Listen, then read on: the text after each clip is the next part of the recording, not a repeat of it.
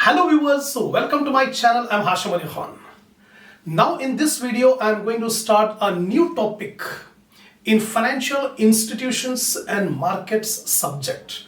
Already 3 videos I have uploaded in which I have explained you about the financial system, financial markets, types of financial markets.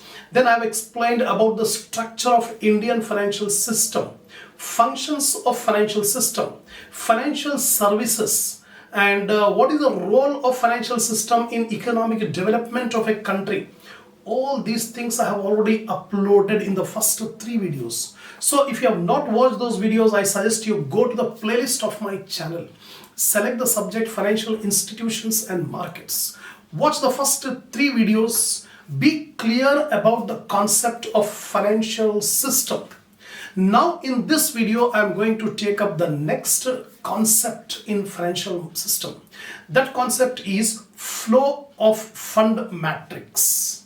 Flow of fund, FOF matrix. This concept is very important. Very frequently they will ask in examination regarding this. Explain about flow of fund matrix.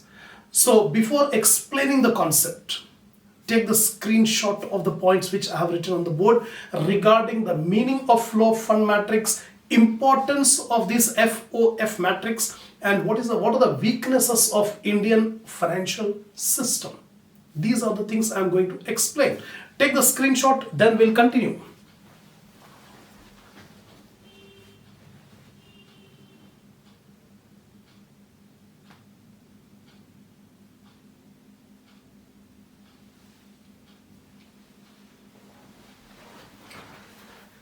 Now, first of all, the economic activities and the financial system of any country are very much related to each other because the flow of fund from one sector to another sector through intermediation. So through intermediation, the flow of fund will be there from one sector to another sector. So this economic activities and financial system will go hand in hand.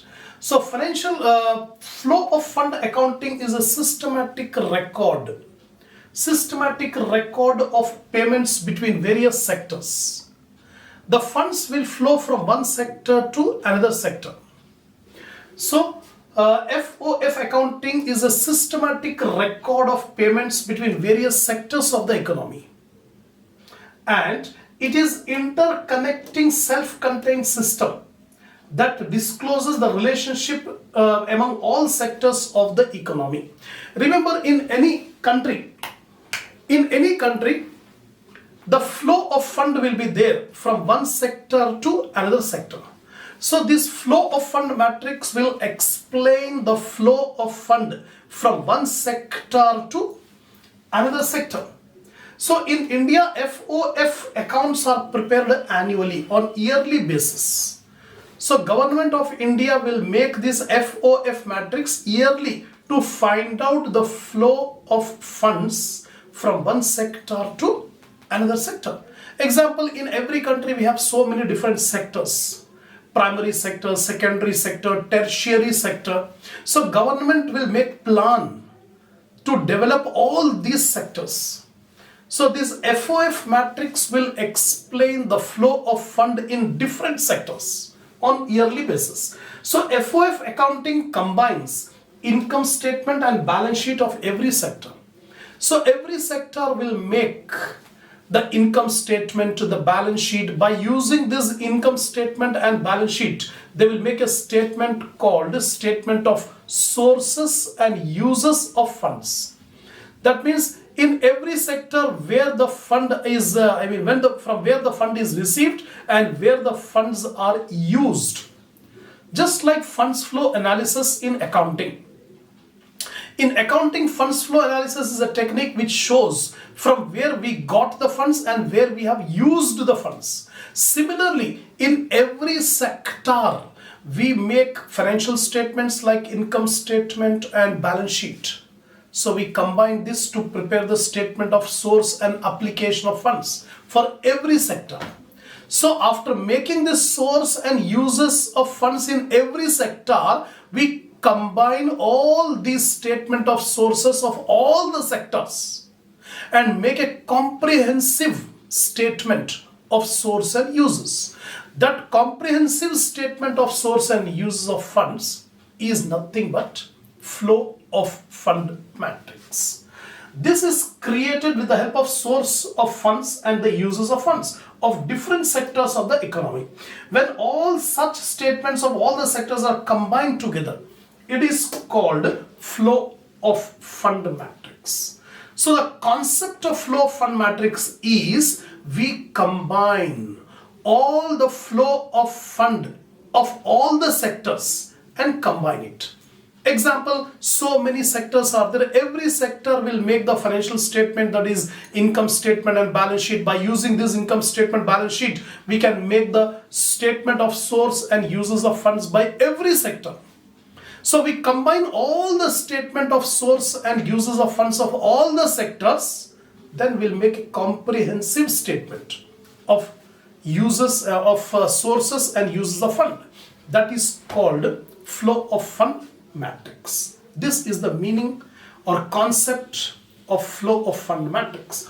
The flow of fund matrix for the whole economy is interlocking grid of sector sources and uses of funds. That means this FOF is nothing but a sectoral grid. Grid consists of all rows and columns. In rows and columns, we take all the sources and uses of funds of different sectors.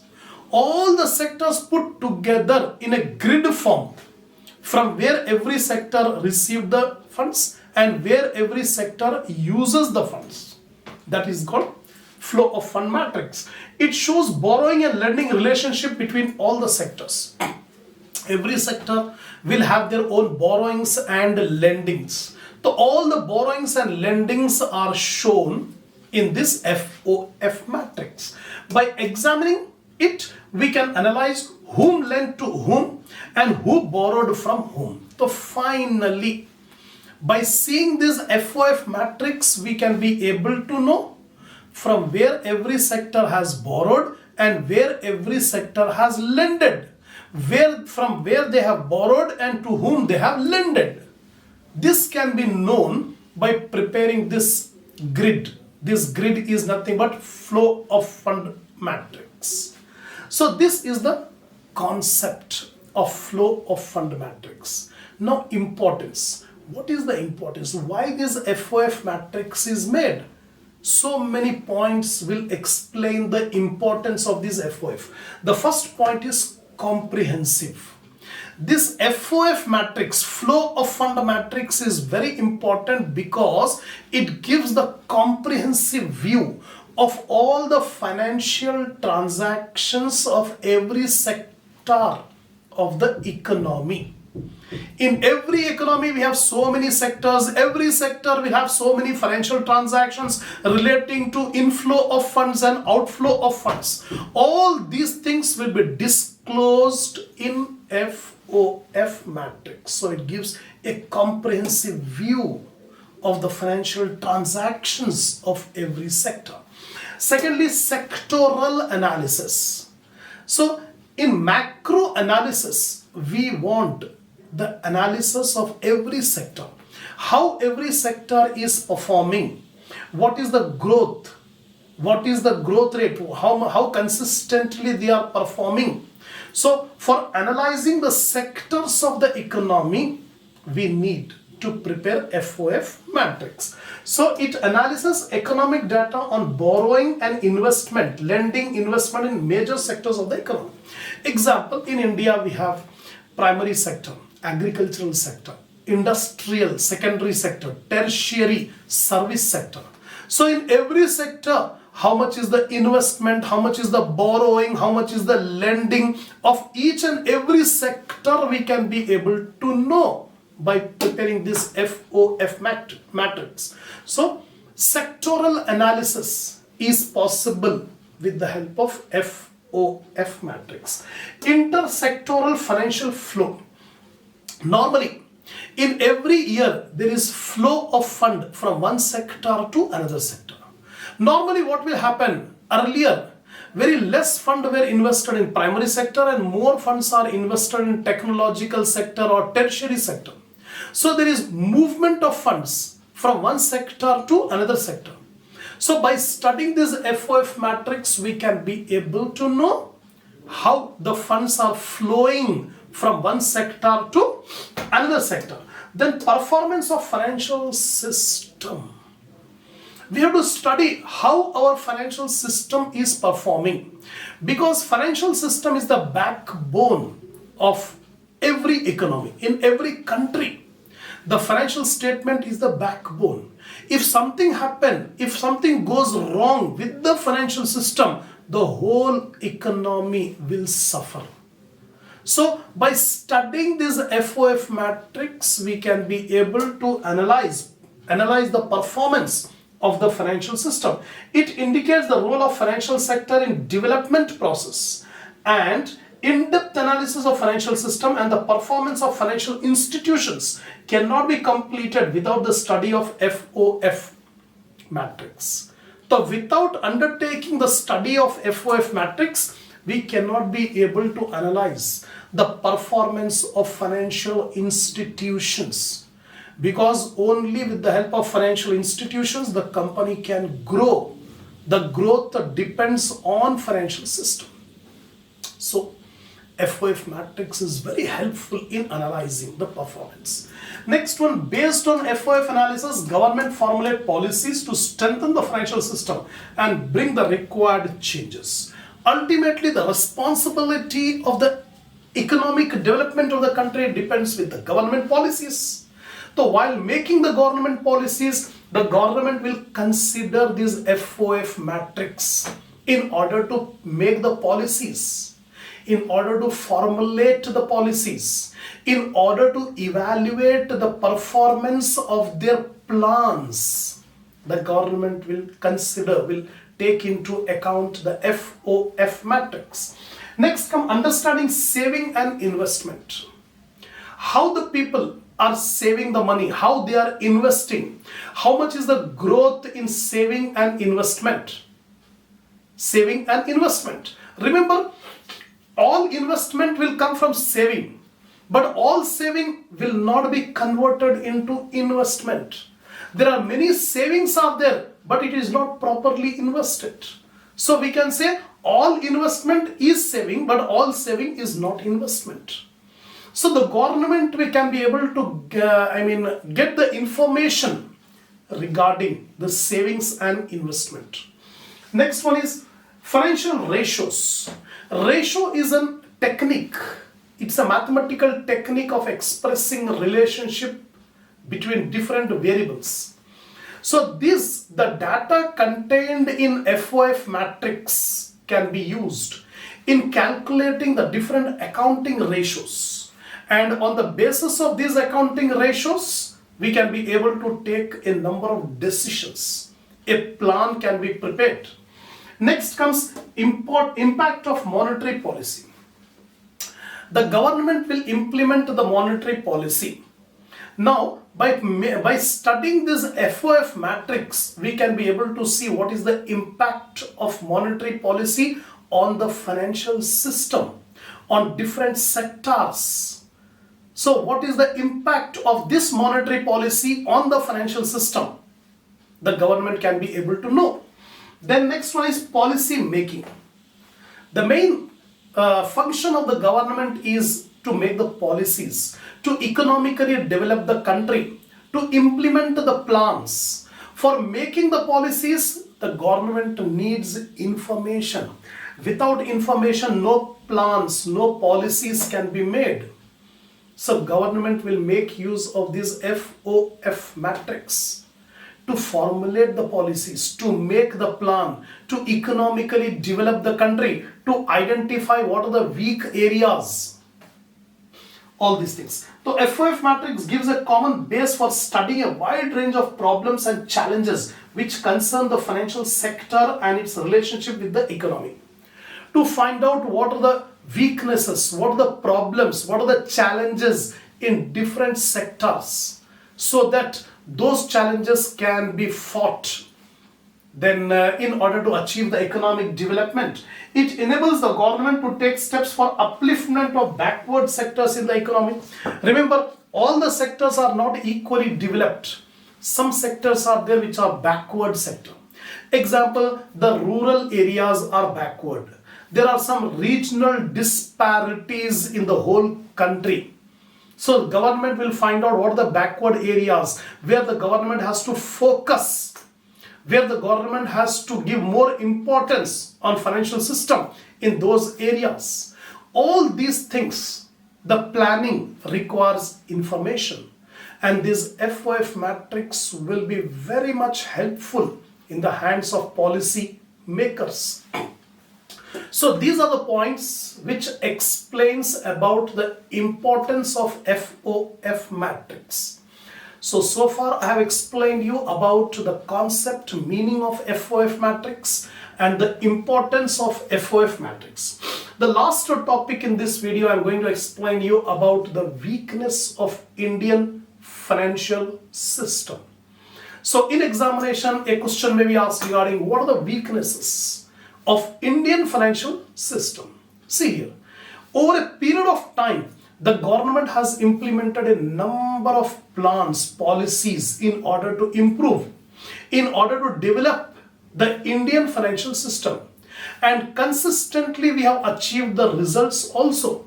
Our financial system have developed over a period of time. Over a period of time, still a lot of development is we can find in every sector, but still our economy is facing a number of problems in the financial sector. So what are the weaknesses of Indian financial system? The measures taken by the government over the years to develop strong financial system has definitely resulted in considerable amount of consistency and growth in every sector. So in India, particularly, you can see most of the sectors have shown an upward growth. So there is a consistency in the growth rate in every sector, but still a number of weaknesses are found in the Indian financial system. What are the weaknesses? First, role of unorganized sector. Remember, in India we have two sectors. In the last video I have explained you about the structure of Indian financial system. So in that structure of Indian financial system, I have explained you that two sectors are operating in India. One is unorganized sector and another one is organized sector. The organized sector is that sector which is fully controlled, regulated by the regulating bodies, by the government. Whereas the unorganized sector is that sector which is not controlled, which is outside the ambit of the law. That means it is, performing a role in which they will play a traditional role in supplying the funds, in lending the funds. That is called unorganized sector, which is outside the scope of the law. So role of unorganized sector in India, unorganized sector plays a dominant role in rural areas, particularly. In rural areas where government, organized sector have not reached there. In the rural areas, still unorganized sector is dominant. It is playing a very important role in supplying the finance in rural areas.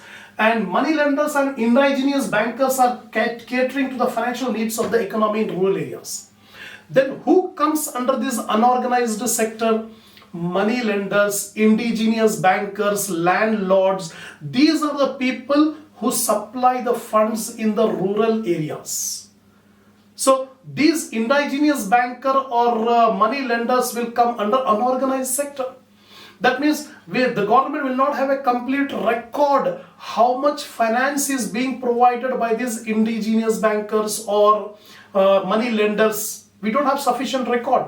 How much they are supplying the funds, that we cannot be able to know. That is one of the weaknesses. Still the people will depend on this unorganized sector for getting the finance. Secondly, failure to mobilize savings. In India, the government cannot be able to fully convert the saving into investment. Still, all the savings cannot be mobilized for investment. Lot of scope is there. Still, we have to convince the people that whatever you have saved, convert it into investment, so that it will be helpful not only to the saver but also to the whole economy. When a person saves and keep with himself without investment, then what will happen? The money will be blocked. It will not be used. Neither he can be able to get the benefit, nor any other person can get the benefit. The whole economy will be at loss. Similarly, when a person makes the saving and make proper investment, he will get the return. Not only he will get the return, but the return will be obtained by other people, like business houses. The whole economy will grow. But unfortunately, in India, what we have seen, all the savings cannot be converted into investment. The government has to encourage the people to make the investment. So, a major source of funds of financial institutions in India is received from the government and apex institution. A lot of savings are locked up into real estate and gold. Still, people will have their own thinking of saving in the form of gold or saving in the form of real estate. They are hesitant to make the investment in capital market. They are hesitant to make the investment in banks or financial institutions where the funds can be properly channelized for economic development. But still people are investing in gold and real estate like that. So, and with relatively lesser amount getting channelized into financial institutions. Lesser amount is being invested, the more amount is being spent on gold or real estate like that. Not properly converted the savings into investment. Inefficiencies of capital market. There are many loopholes in the capital market. That's why the companies are hesitant to take the benefit from capital market. They will approach the banks and financial institutions for their needs of funds. Because so many inefficiencies are there in the capital market, the government must implement some strict rules, some law to make the capital market more efficient, so that the companies should have confidence in capital market and come ahead to get the required funds from the capital market. Next one, dominant features of few institutions, few large institutions. In India, still, the requirement of funds by the business houses, they can get only from few large financial institutions. Because the government has concentrated only on few financial institutions. In India, due to protective policies of the government, very few financial institutions have come into existence. Protective policies the government is implementing. That's why only few financial institutions are there which provide the finance to industries. And industrial financing in India today is largely dependent on financial institutions set up by the government.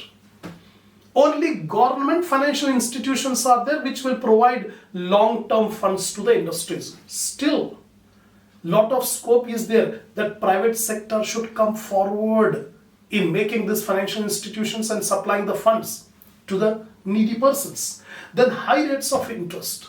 Although India has seen a decline in the interest rates over the last few decades, many financial institutions, especially in unorganized institutions, charge a very high rate of interest. The government has implemented a number of policies to reduce the rate of interest. When the rate of interest is reduced, then definitely more and more people will borrow the money and make the investment. If the interest rate is high, then very few people wants to take the loans. So, in spite of making so many policies in order to decline the interest rate, but still in unorganized sector, the money lenders, the indigenous bankers, the landlords charge a high rate of interest in rural areas. That is also one of the weakness of Indian financial system. Then ever increasing NPAs, non-performing assets. So what we have seen in many banks, a major part of the assets are NPAs. non-performing assets. Due to the presence of these NPAs, the government's lending capacity will decrease. The banks cannot be able to lend fully because of the presence of these NPAs. So the government should implement strict policies to control the NPAs. Next is performance of cooperative banks. In India, the cooperative banks are not performing well because of the interference of the political system in cooperative banks. Indian cooperative banks suffer with a lot of political interference and scams. Due to excessive political involvement, cooperative banks not being able to provide finance to genuine enterprises. Due to the interference of the government, then the banks cannot be able to fully help the genuine entrepreneurs who want to set up the business. They are in need of finance. Then lastly, role of public sector institutions. In India, there are many financial institutions which are under the control of the government, public sector institutions. But comparatively, if we see, the performance of public sector financial institutions are comparatively lower than the performance of the private sector financial institutions. So we have to improve the performance of public sector financial institutions. So these are some of the weaknesses we find in Indian financial system. So in this video, I have explained you about the concept of flow of fund matrix, what is the importance of this FOF matrix, and lastly, what are the weaknesses of the Indian financial system. Inshallah, we will continue the next topic in this subject in the next video.